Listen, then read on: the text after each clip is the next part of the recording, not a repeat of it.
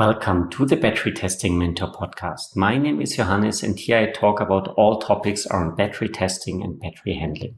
Short, on the point, and with practical advice. Also visit www.batterytestingmentor.com and sign up for the email update. With every episode, I send out the key takeaways of that episode straight into your inbox.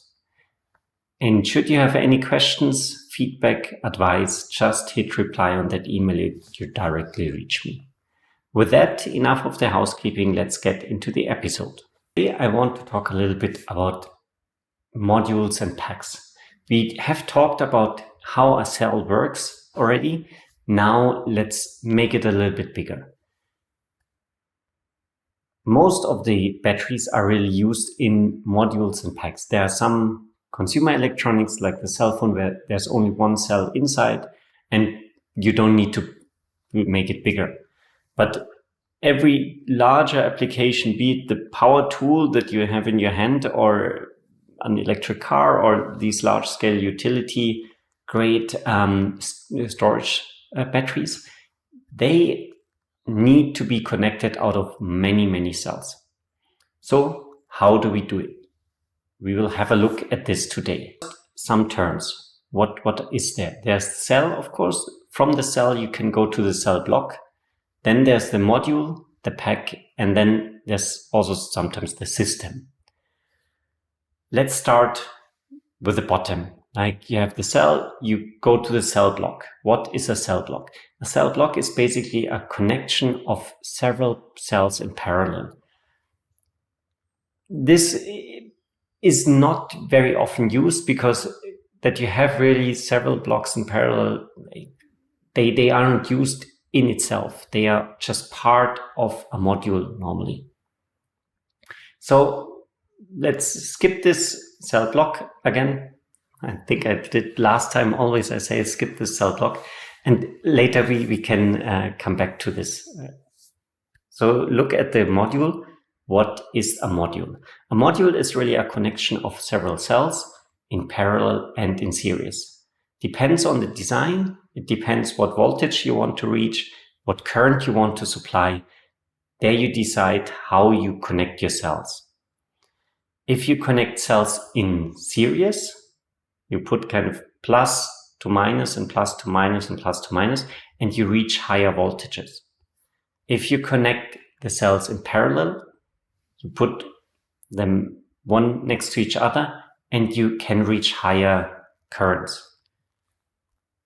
In the end, with both ways, you increase the power output of the battery. Let's remember, power is voltage times current. So if you double the voltage, it's the same effect as doubling the current. How you connect the cells, like if you choose parallel, if you choose serial, normally you choose a combination out of parallel and serial and you then name it for S1P, for example.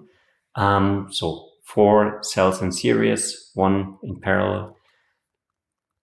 How you choose it, what you choose really depends on the application you want to support with this battery. You might have applications where you need a very high voltage. You might have applications where there's an inverter or some consumer connected to the battery and you need to reach a certain power limit. Sometimes there's a certain current required.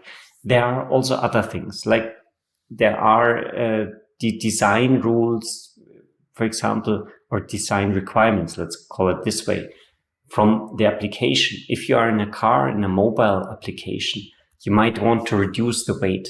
And then it makes a lot of sense to go higher in voltage and lower in current, because then you can reduce the diameter of your cables and spend less weight, less money on copper, on just conducting the electricity. So there are many factors influencing this. Also the behavior of the cell, of course. There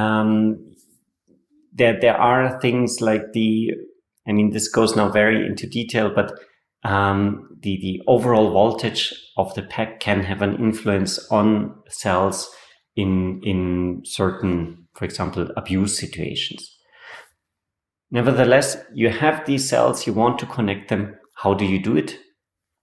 You define a size of the module, you arrange the cells, and then you set up some connection points. Like you need to have real hardwired connection, be it by metal stripes, for example, or by bonds, like kind of cables that go from always the plus pole to the minus pole, and also take care of the parallel connection. Now, is there a difference between having 4 cells in series and then parallelizing these strings? Or do you parallelize all the cells and then put these cell blocks in series? There is, and that goes back to the behavior of the cell. Because if you have one cell that is behaving not well, like that is degrading a lot, that has some manufacturing problem, for example, and it is performing less than the other cells.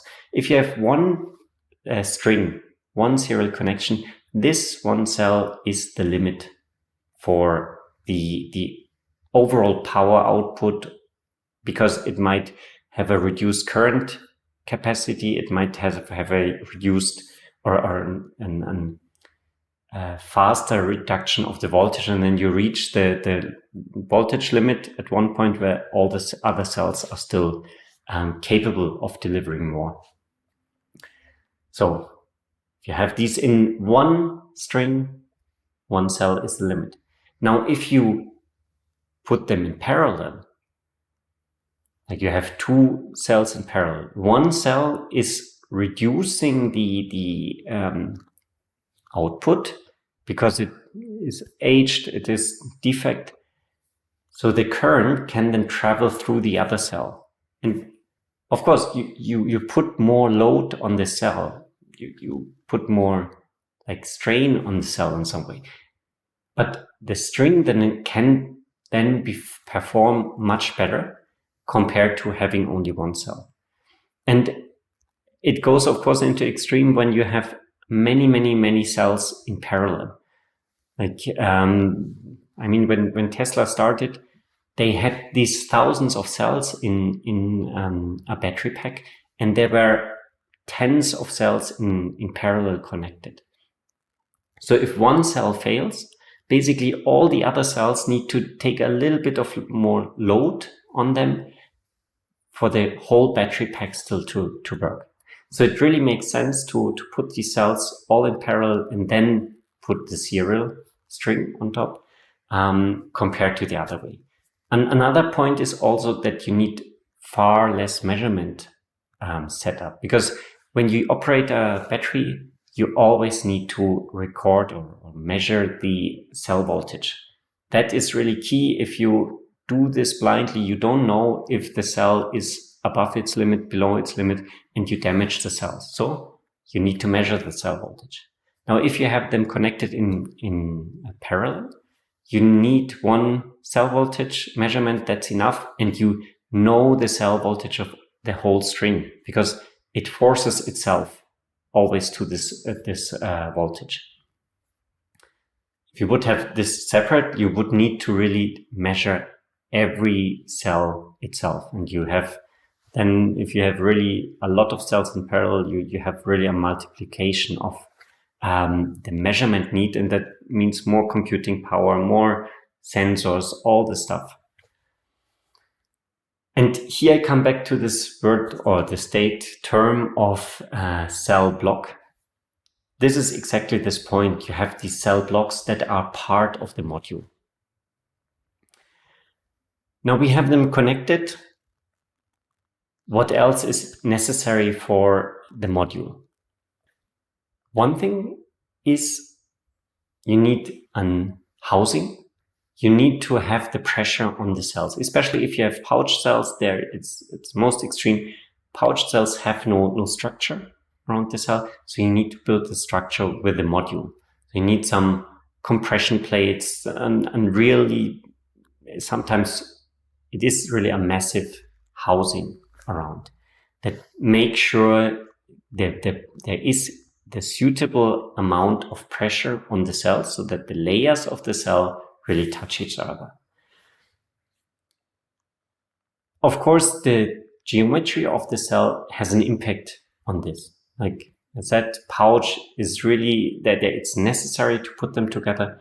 If you have these round cells, the cylinder itself is so stable that you have far less of an issue of pushing the cells together. And this is one thing that has evolved in the last years. Because if you have the compression, you need a lot of material. And this material is inactive. It doesn't help you to get a higher energy density. So ideally, you can leave it away. And the approach was there to just then slowly go higher or bigger with the module size. Initially, let's jump now to the voltage side. Initially, modules were limited to 60 volt because 60 volt is the voltage where you can touch it and basically nothing happens. You do not get hurt. You sometimes feel it a little bit, but there is no harm to your health. And then you had these shoebox size modules and could build out of these modules a battery pack. And only when you connected these modules together, you had high voltage and kind of danger.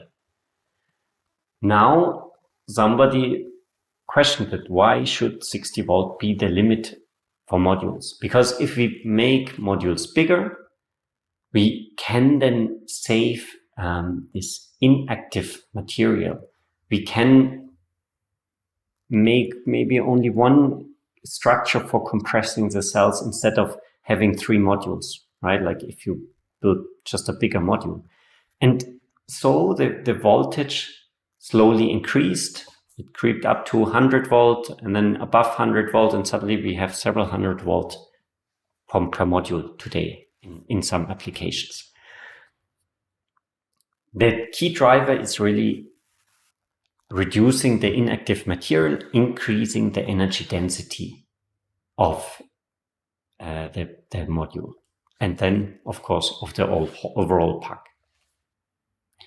Another thing that we didn't talk about yet in the module is the BMS, the battery management system. This is necessary. I mean, I talked a little bit about this because you need to measure the voltages. And these voltages are measured by the battery management system. There's a small computer sitting typically on the module somewhere inside the housing. And this is connected to all the cells so that you measure every cell voltage. So you have this small computer that is in the battery pack, in the battery module. It is normally just a slave, kind of. You have a battery management system master that controls the overall pack, and every module has its own slave to measure the cell voltages. Now we are basically ready to build these modules inside the battery pack.